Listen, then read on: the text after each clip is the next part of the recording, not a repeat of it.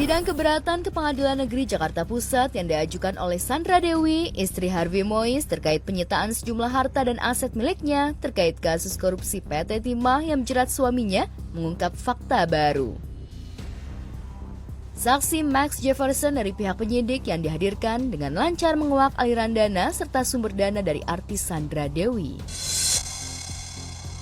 Termasuk alasan penyitaan harta mulai dari perhiasan, tas branded, beberapa rumah, dan kondominium serta tabungan yang diyakini Sandra Dewi merupakan hasil kerja kerasnya selama terjun ke dunia artis. Faktanya, termohon dari Kejagung justru menduga kuat harta dan aset yang disita memang sudah sepatutnya disita negara. Selvi Mulyani, pihak termohon yang ditemui menegaskan jika keterangan saksi sudah sangat jelas, terutama soal alasan penyitaan aset dan harta yang diakui oleh Sandra Dewi. Teman-teman, terima kasih sudah menemani saya sampai hari ini. Saya hanya hari ini datang untuk memberikan klarifikasi kalau saya ini punya pendapatan sendiri.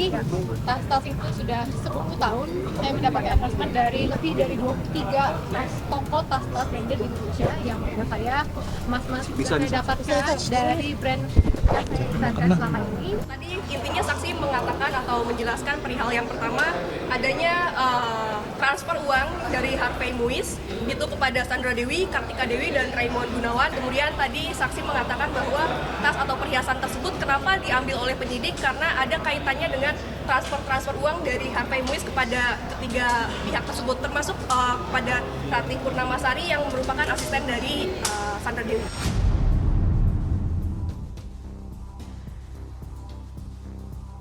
Bukan hanya itu, dalam keterangannya terungkap alasan Sandra Dewi begitu antusias meminta aset serta hartanya yang dirampas untuk segera dikembalikan. Nyatanya, Sandra Dewi disebut-sebut menggunakan rekening Ratih, asistennya, untuk menampung uang kiriman dari suaminya sebesar 3,1 miliar rupiah. Dana itulah yang diyakini penyidik digunakan oleh Sandra Dewi untuk belanja sejumlah barang mewah, termasuk tas-tas branded yang kini disita negara. Pihak penyidik kejaksaan meyakini sebagian dari tas milik Sandra berasal dari dana hasil korupsi suaminya. Bukan hanya itu, pihak saksi dari termohon Kejagung juga membeberkan adanya aliran dana lainnya dari Harvey, termasuk uang untuk bayar rumah yang ditempati Sandra Dewi, serta 4 blok kafling atas nama Sandra Dewi dan 2 adiknya Kartika Dewi dan Raymond Gunawan. Atas temuan sejumlah bukti itu bisa jadi Sandra Dewi yang semula lantang dan berani minta kembali hartanya, klaim hasil kerja kerasnya justru harus siap-siap gigit jari jika gugatannya ditolak.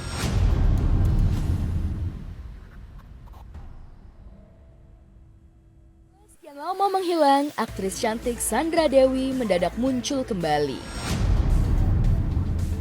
Kemunculan Sandra bukan untuk promo atau launching produk, melainkan untuk berperang lagi melawan Kejaksaan Agung di Pengadilan Negeri Jakarta Pusat menyoal keberatan atas penyitaan aset pribadinya yang tidak terkait dengan hasil korupsi sang suami, Harvey Mois, terpidana kasus korupsi timah sebesar 300 triliun yang sudah divonis 20 tahun penjara. Sandra Dewi mengajukan keberatan pada awal Oktober 2025 dan sidangnya sudah berjalan di Pengadilan Negeri Jakarta Pusat. Pengadilan Tipikor pada Pengadilan Negeri Jakarta Pusat sedang menjalankan atau berlangsung sidang keberatan penyitaan aset yang diajukan oleh saudara Sandra Dewi dalam kasus korupsi suaminya yaitu Harvey Mois yang sudah divonis bersalah. Apakah nanti dikabulkan permohonannya Sandra Dewi atau tidak itu nanti kewenangan majelis tentunya. Yang bersangkutan mengajukan keberatan, silakan saja. Itu memang diatur juga di dalam pasal 19 Undang-Undang Tipikor, di mana terhadap pihak ketiga yang merasa dirugikan untuk mengajukan. Tuntut umum siap untuk menjawab dan menerangkan apa-apa saja terhadap permohonan keberatan yang diajukan oleh saudara Sandra Dewi. Sandra Dewi, sang Cinderella, sepertinya tidak mau hidup susah. Sudah suami dibui 20 tahun, aset dan harta benda dirampas negara pula.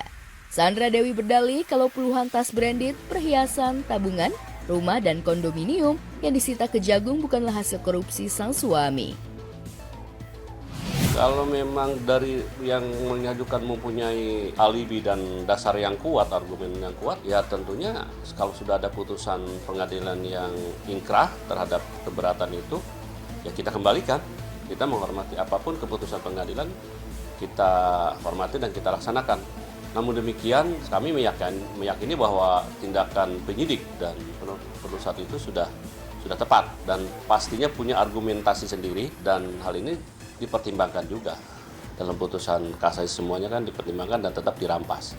Ya nanti silakan, prinsipnya silakan saja diajukan kembali. Keberatan untuk disita yaitu sejumlah perhiasan, jumlahnya sangat banyak, ada 100 lebih, karena dia mengaku di-endorse oleh perhiasan, termasuk dia punya merek sendiri kalau tidak salah. Kemudian juga ada tas, dari 88 tas mungkin ada sejumlah sekian yang dianggap itu hasil jerih payah sendiri. Kemudian 2 unit kondominium di perumahan Gading Serpong.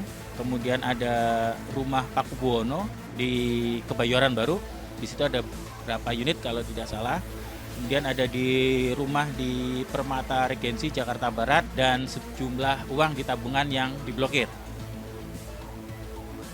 Ya, sebelum Harvey Mois divonis, Sandra Dewi juga pernah meminta agar tas branded, perhiasan, uang tabungan, rumah dan kondominium atas nama dirinya jangan disita negara karena itu harta miliknya yang dibeli jauh sebelum menikah dengan Harvey. Sandra juga mengaku ia membuat perjanjian pranikah yang berisi pisah harta. Alasan yang diajukan oleh Sandra Dewi, satu, dia beralasan ada pemisahan harta sebelum menikah. Jadi ada perjanjian pranikah. Itu tidak terkait dengan tindak pidana korupsi dan itu diperoleh karena hasil endorsement sebagai artis, dapat iklan dan sebagainya. Jadi itu jerih payah sendiri. Kapan itu pisah harta yang dibuat kita nggak tahu. Tapi yang jelas penuntut umum mengambil langkah-langkah hukum udah pasti dipertimbangkan. Benar ada akta perjanjian kawin nomor 1176 tertanggal 12 Oktober tahun 2016. Sama bahwa Ibu SD pun kan punya usaha sendiri. Dari sebelum pernikahan, beliau sudah dikenal sebagai seorang artis dan sudah mempunyai bisnis tersendiri. Makanya sebelum beliau menikah, beliau sudah pisahkan.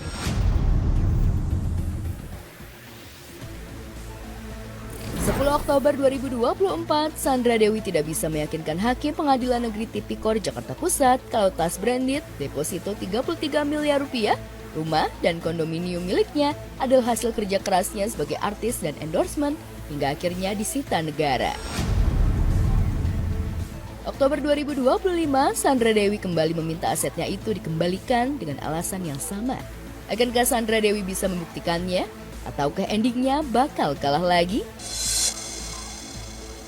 Sampai sidang terakhir Sandra Dewi-nya belum hadir. Apakah nanti harus hadir atau tidak itu tentunya kewenangan majelis untuk memanggil, dan dia kan sebagai pemohon tentu perlu membuktikan gitu ya. Jadi nanti terserah daripada pemohon apakah dia hadir atau tidak. Rencananya hari Senin, tapi untuk hari Seninnya nanti kita lihat karena bersinggungan dengan sidang yang lain, majelis juga masih ada sidang dengan yang lain. Nanti Seninnya jam berapa kita tunggu aja. Agendanya masih pemeriksaan dari pihak termohon.